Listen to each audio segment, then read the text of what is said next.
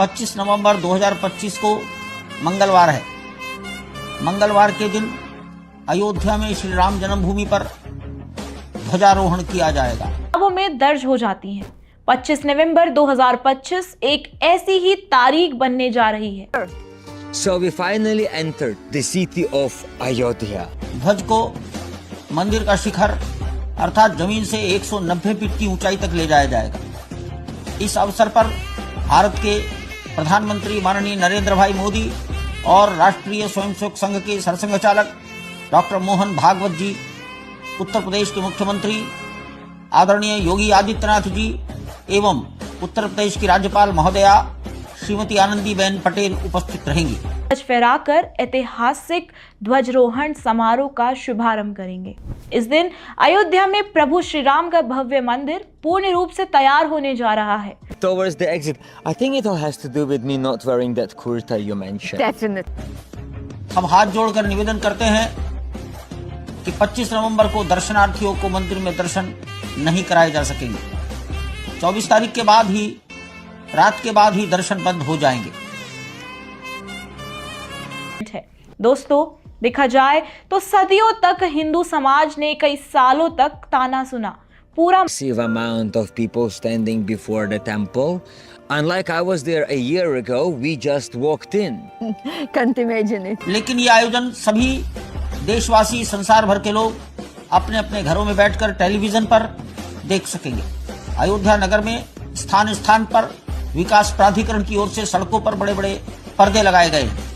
उन पर्दों पर यह आयोजन दिखाया जाएगा।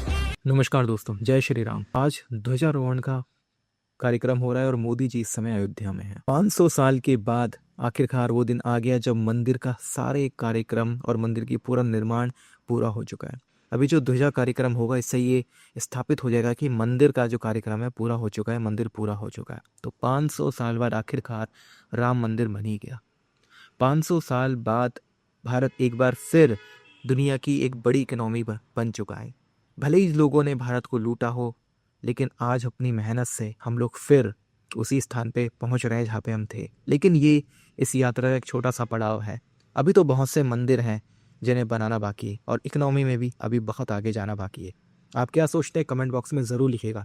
कमेंट बॉक्स में जय श्री राम ज़रूर लिखिएगा। आइए आगे बढ़ते हैं इस वीडियो में और देखते हैं कि ध्वजारोहण में केवल भारतीय ही नहीं विदेशी भी शामिल हो रहे हैं और पूरा इतिहास क्या है। तो वीडियो का अंत तक जरूर देखिएगा। आइए आगे बढ़ते हैं इस वीडियो में। नमस्कार दोस्तों, कुछ ऐसी तारीखें होती हैं जो सिर्फ कैलेंडर में दर्ज नहीं होती, वो इतिहास की किताबों में दर्ज हो जाती हैं। 25 नवंबर 2025 एक ऐसी ही तारीख बनने जा रही है जहां प्रधानमंत्री नरेंद्र मोदी अयोध्या आएंगे और राम मंदिर के शिखर पर भगवा ध्वज फहराकर ऐतिहासिक ध्वजारोहण समारोह का शुभारंभ करेंगे। इस दिन अयोध्या में प्रभु श्री राम का भव्य मंदिर पूर्ण रूप से तैयार होने जा रहा है। देखा जाए तो ये सिर्फ एक धार्मिक घटना नहीं है, बल्कि भारत के सिविलाइजेशनल रेनेसां का फुल फ्लेज्ड मूवमेंट है। दोस्तों, देखा जाए तो सदियों तक हिंदू समाज ने कई सालों तक ताना सुना, पूरा मंदिर कब तक बनेगा। लेकिन आज इसका जवाब खुद अयोध्या की हवाओं में गूंज रहा है। मंदिर बन रहा है और भारत जाग चुका है। So we finally entered the city of Ayodhya. It's so beautiful. And first thing was going to Ghat and take a snan before going to the temple. Apparently we didn't know that that's what the plan, and we forgot to take gamcha.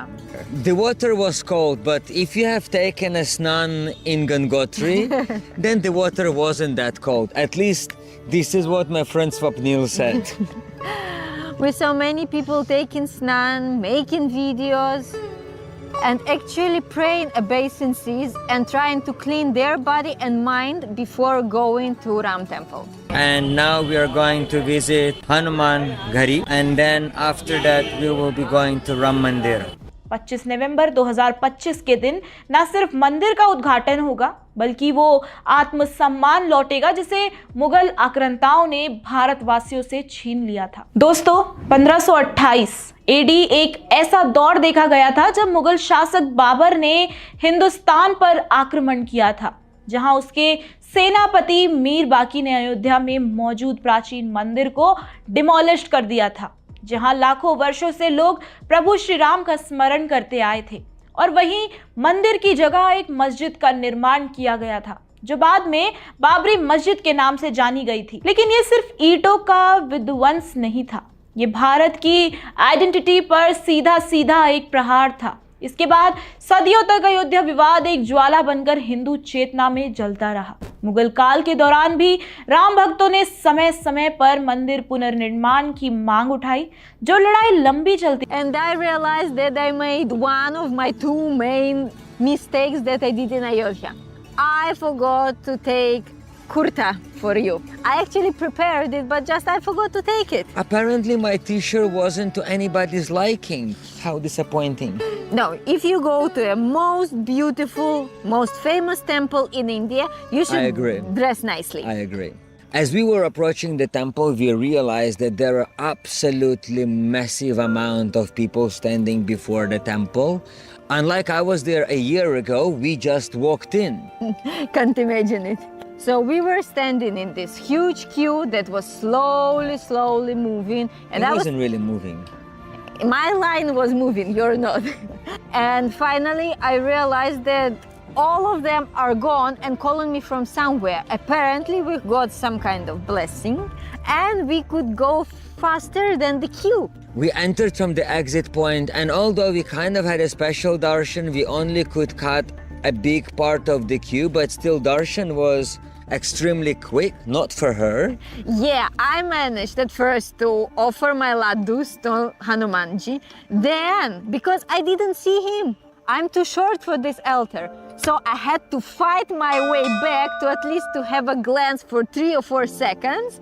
Pujari looking at me, they laughed and they give me garland for my effort. I to didn't try. even manage to get close to the temple. Like there was a bunch of police and they were just like passing me like. की गई। मराठा शासकों ने भी इस संघर्ष को आगे बढ़ाने की कोशिश की, लेकिन परिस्थितियां अनुकूल नहीं रही थी।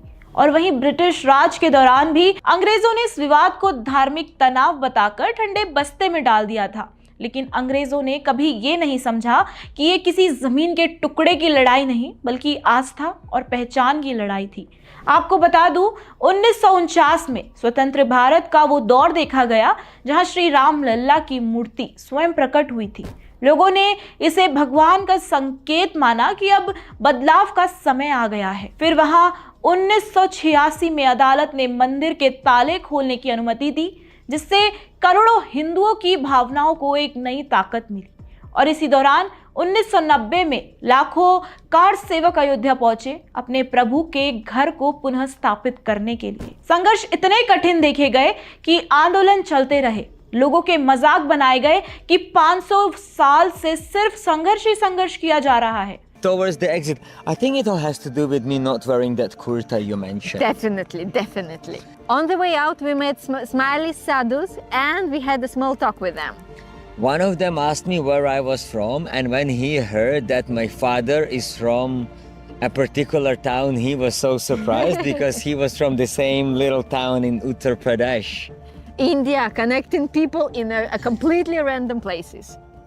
And after that, it was time to see him, to go and visit Ram Lala, the main person we came to see in Ayodhya. The moment you enter temple